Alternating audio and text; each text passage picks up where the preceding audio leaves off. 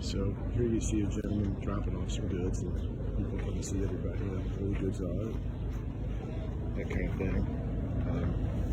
And then this is our tent. Now this is the best tent there is. So let me just show you what this is like. Right here you have kind of the reception kind of area. Now this tent has by far the best coffee maker in the tent village. So it's like a lot of pride amongst our hosts here, the new federal state of China folks that are extraordinarily kind to me.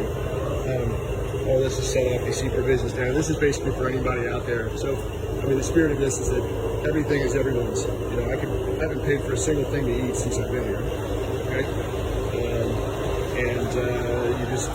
You ask whatever, and that's what you get. So people come in, and the coffee maker is over here. You've got provision for our cell phones and whatnot. You got Wi-Fi here, and anybody can stop in and charge their phone there. It's very safe. Now, you look around this room, it has various purposes, and it's heated in here. It's very cold here, so that's important. People can just come in for a little bit and get warm. A lot of times you have elderly people or children that just need to chill for a second. It's kind of a special place out of line. You see the Wi-Fi on the wall. Now over here's a little children's area. And you see kind of books and that kind of thing. And this is a play area. So a lot of times what will happen is that it's really kind of cool, right? There's a doll.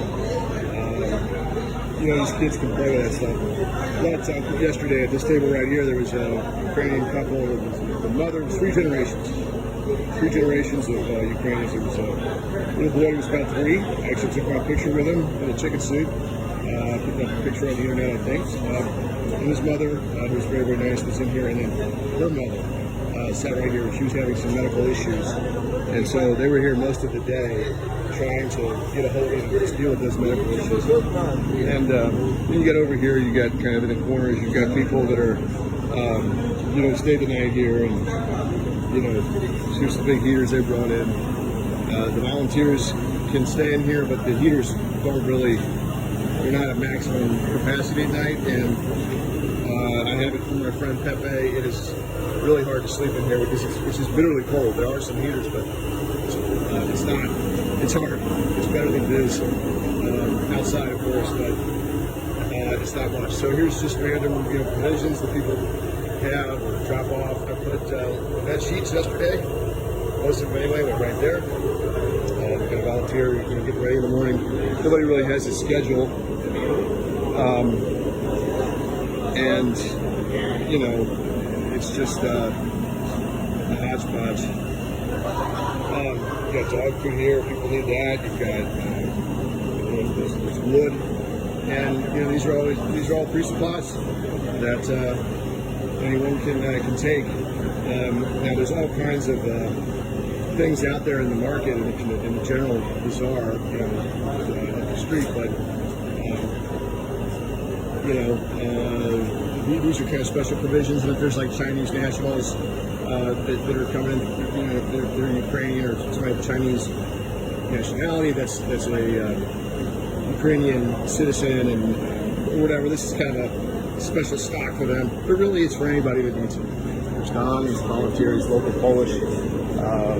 Most of these guys are local Poles, especially working right now. This is my little spot.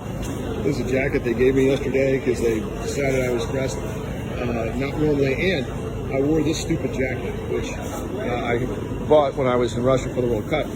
Now I didn't realize that this is kind of a famous, a well-known Russian soccer team. There's mine. Okay, and I thought, well, it's Cyrillic. I'll fit in more if I wear it. Well, that was a horrible idea. So I, of course, showed up eager yesterday, getting ready to work, and as it turned out, I was a little bit early and was walking around, filming a lot of things, and Thomas and Pavel, who were pretty big and actually ex-military local here with the Poles, they were the first 2 people I met, and I could tell they were checking me out. And I met Thomas later on in here, and he sat me down and he said, "Take that fucking jacket off. First of all, you're going to get your ass kicked. If you haven't noticed, the Russians are not like the most popular people with the Ukrainians. And on top of that,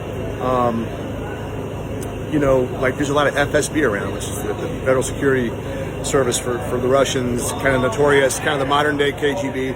And there's definitely, that makes sense. I would be here as well. So, I mean, it wasn't great for me to be walking around with my Russian soccer pullover on, being like a stupid American and filming everything. So they were good guys, but that was kind of a bad mistake. But as you can tell, it's a hell of an operation, and you know, it's amazing. This is really amazing. These are all people that just care about human beings. That's it. That's it. And you know, I get that. I could come, and I wanted to, and I didn't quite sense it would be like this, just through the networks and studying stuff. But I really struggle to explain why I'm here to all those who ask, other than to say, I don't know, man. I just give a shit. I don't know how else to say that. And I understand there's a lot of people that do, but they can't come. But I can. And that to me is all the more reason to come. So, all right. Just want to give you a sense of the volunteer experience in the tent. Thanks.